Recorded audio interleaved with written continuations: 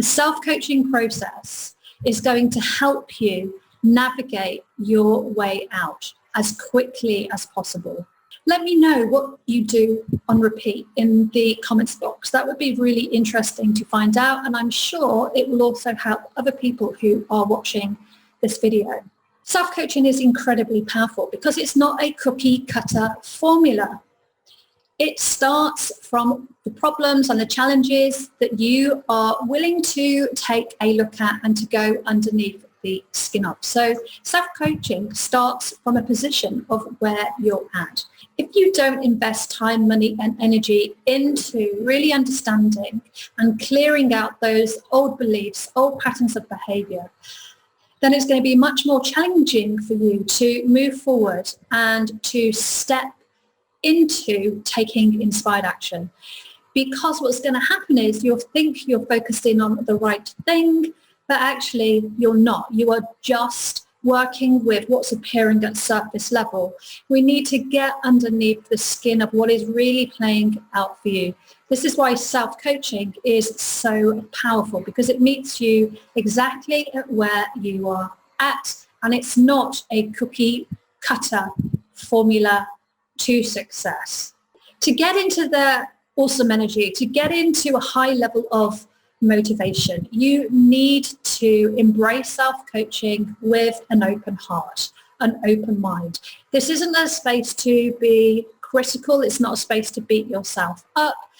This is a safe space for you to start to explore and take a closer look at what is really going on. Here's what you're going to need for your self-coaching ritual.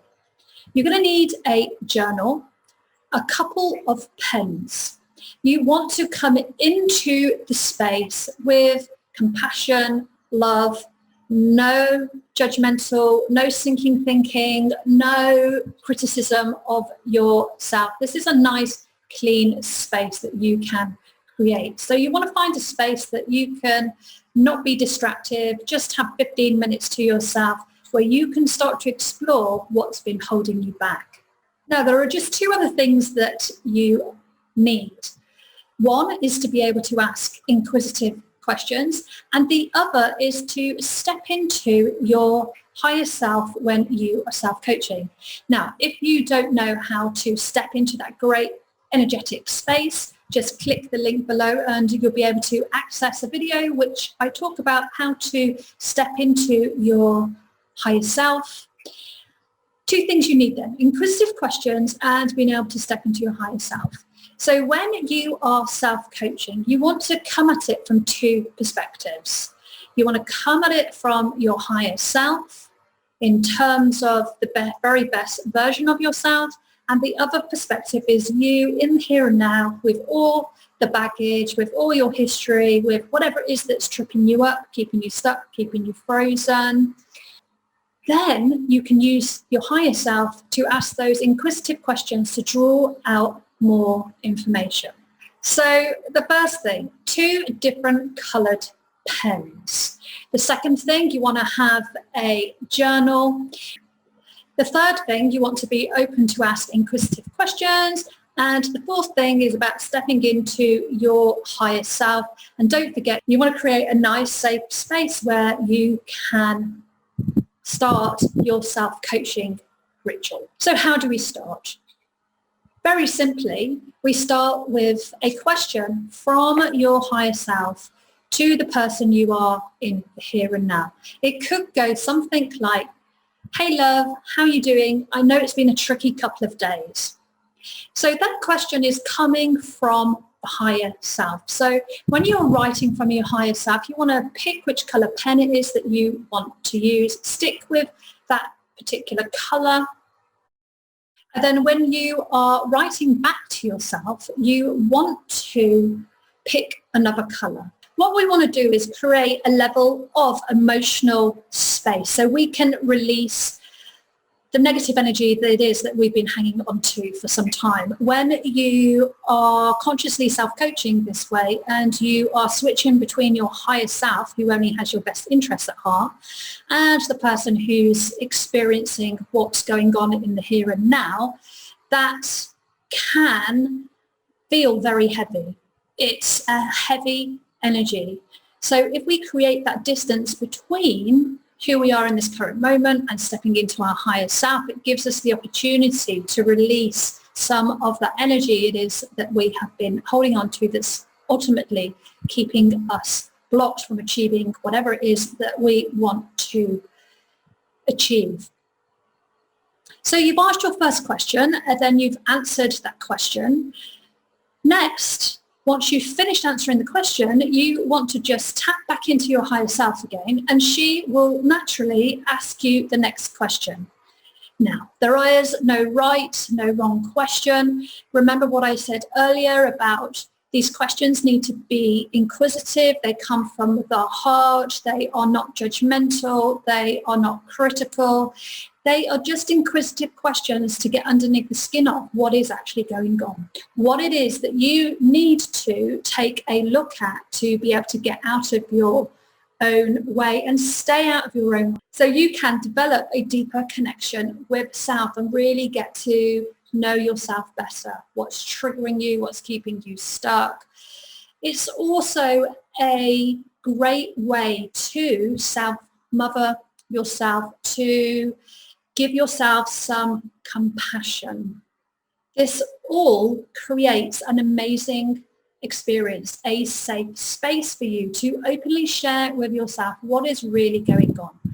The more you practice self-coaching this way, from your higher self to who you are in this moment, the quicker you are going to be able to break free of what is limiting you. So you're going to be able to achieve more than you ever thought was possible.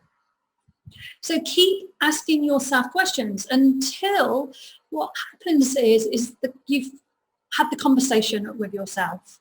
It will naturally come to an end. You won't need to keep just asking yourself questions for the sake of it. You will naturally come to an end in the conversation.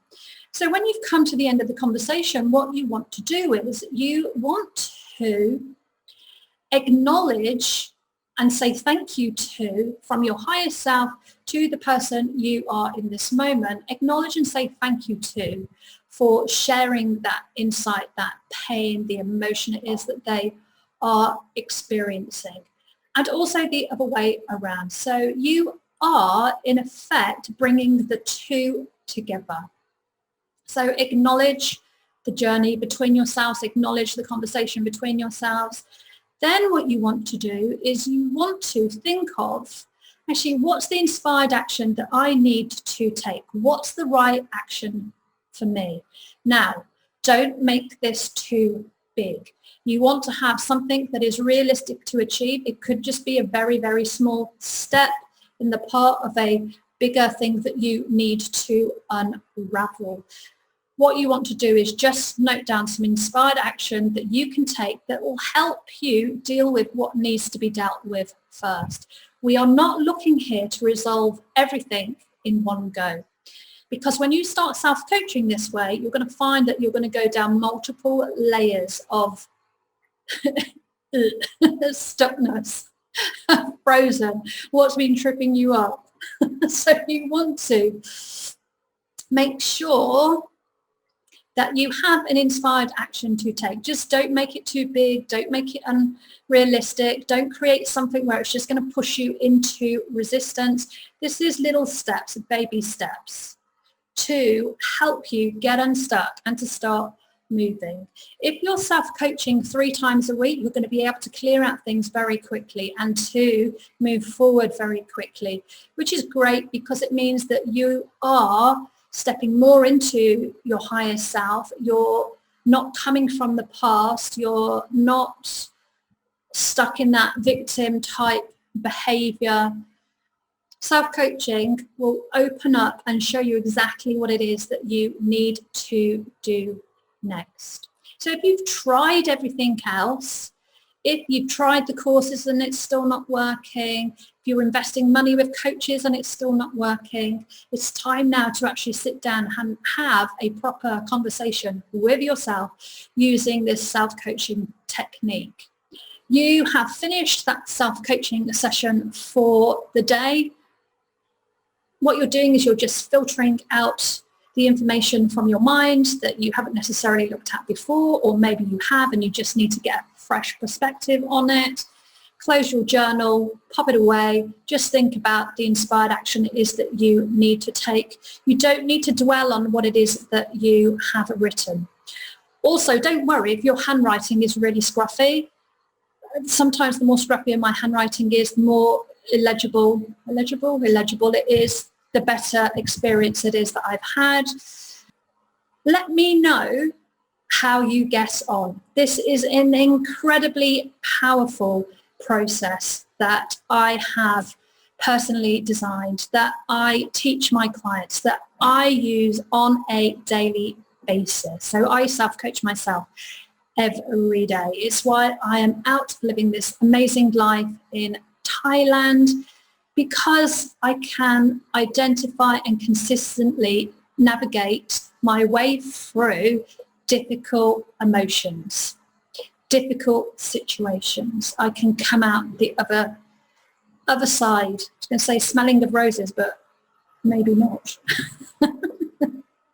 So yeah, let me know how you get on. Pop in the comments below if you've got any questions. I will be more than happy to answer them for you.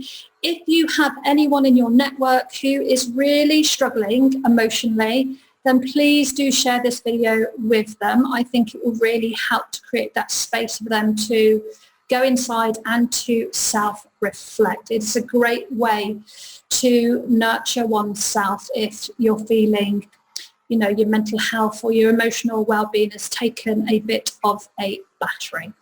Until next time, remember, you can achieve more than you ever thought possible.